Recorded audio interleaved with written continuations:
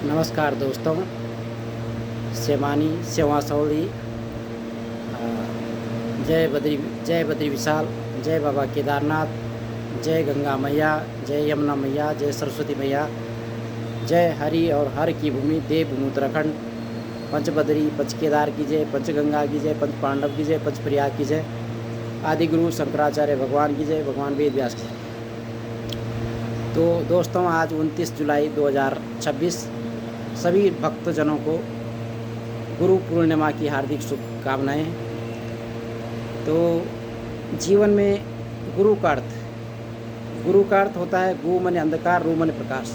जो अंधकार से प्रकाश की ओर ले जाए उस दिव्य महापुरुष को, दिव्य आध्यात्मिक महापुरुष को गुरु कहते हैं। तो गुरु का जीवन में बड़ा महत्व है और भारत गुरुओं का देश रहा है। यूनानी दार्शनिक सुकरात ने कहा था एक बार, अगर भारत जाएं तो भारत से गुरु को लेते हैं। तो गुरु का वही अर्थ है जीवन में जो ज्ञान का है, अर्थात बिन गुरु ज्ञान न हुई। तो कहा गया है कि गुरु कीजिए जान कर, पानी पीजिए छान कर।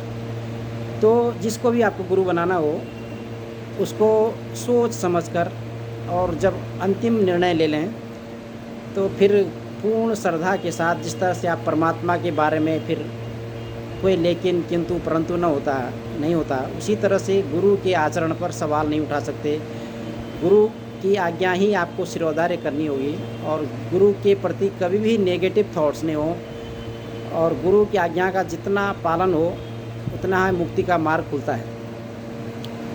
तो जो गुरु हैं, तो गुरु का अर्थ मतलब जो गुरु और शिष्य का जो संबंध है वो पिता पुत्र का संबंध होता है। तो जिस तरह से पिता पुत्र के कल्याण के लिए कामना करता है, उसी तरह गुरु का शिष्य की सर्व मंगल कामना, सर्वांगीण विकास के लिए हमेशा मंगल कामना करते हैं। तो जिसे माता पिता और गुरु का आशीर्वाद प्राप्त हो जाए तो उसे फिर जीवन में सफलता के शिखर पर पहुंचने में कोई नहीं रोक सकता।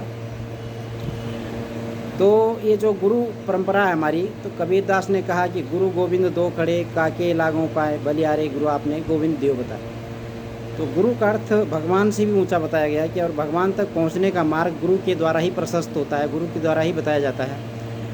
तो कबीरदास जी ब्रह्मज्ञानी थे, सब कुछ था, फिर भी उन्हें एक गुरु की आवश्यकता थी। तो उन्होंने रामानंद सागर जी से अनुरोध किया कि मुझे गुरु दीक्षा दे दीजिए, लेकिन वो तैयार नहीं हुए। तो कबीरदास एक बार पंचगंगा घाट पर भोर में लेट गए उसी घाट पर, और ठीक 4 बजे जब रामानंद स्वामी जब स्नान के लिए जाते, तो जैसे ही उनका पैर कबीरदास पर पड़ा तो रामानंद स्वामी के मुँह से राम राम राम निकल गया। तो कबीरदास ने कहा, तो यही जो है, जो राम नाम शब्द उनके मुंह से निकला, वही उसी को कबीरदास ने अपना गुरु मंत्र मान लिया। और जो गुरु मंत्र नहीं दे रहे थे वो गुरु मंत्र उनको मिल गया और वो परब्रह्म परमेश्वर परमात्मा बन गए। उसी तरह से एकलव्य द्रोणाचार्य के पास गए और उन्हें अपना गुरु बनाना चाहा, लेकिन द्रोणाचार्य की मजबूरी कि उन्होंने कहा कि अर्जुन के अलावा मैं दूसरे को, और आप क्षत्रिय नहीं हैं और उच्च कुल से नहीं है, मैं आपको शिक्षा नहीं दे सकता। लेकिन एकलव्य ने हार नहीं मानी और उन्होंने गुरु द्रोणाचार्य की एक पत्थर की मूर्ति बनाई और उसमें माला फूल चढ़ाकर उस मूर्ति को गुरु मानकर और धनुर्विद्या का अभ्यास करने लगे और सर्वश्रेष्ठ धनुधर बन गए। और उसकी धनुर्विद्या से जब द्रोणाचार्य चिंतित होने लगे और उन्होंने कहा कि यह अर्जुन से भी आगे निकल गया, और उन्होंने वरदान दिया था अर्जुन को सर्वश्रेष्ठ धनुधर बनने का, तो उन्होंने गुरु दक्षिणा में उसका अंगूठा ही मांग लिया। भले गुरु शिक्षा दी भी नहीं और उसका अंगूठा मांग लिया। इस तरह से अनेक उदाहरण हमारे इतिहास में गुरुओं के संबंध में मिलते हैं। तो मैं सभी भक्तजनों से इस गुरु पूर्णिमा के शुभ अवसर पर सभी गुरु और शिष्य की इस परंपरा को नमन करता हूं और सभी को हार्दिक शुभकामनाएं।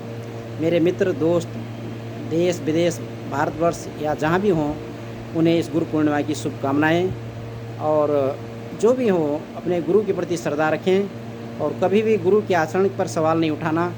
कभी गुरु के चरित्र के बारे में कोई नकारात्मक सोचें तो तभी आपके गुरु पद का और गुरु का आशीर्वाद प्राप्त होता है। जय हिंद, जय भारत, जय उत्तराखंड, जय विश्वनाथ। धन्यवाद। जय हर हर महादेव, शंभो काशी विश्वनाथ गंगे। जय श्री राम, जय विश्वनाथ। धन्यवाद।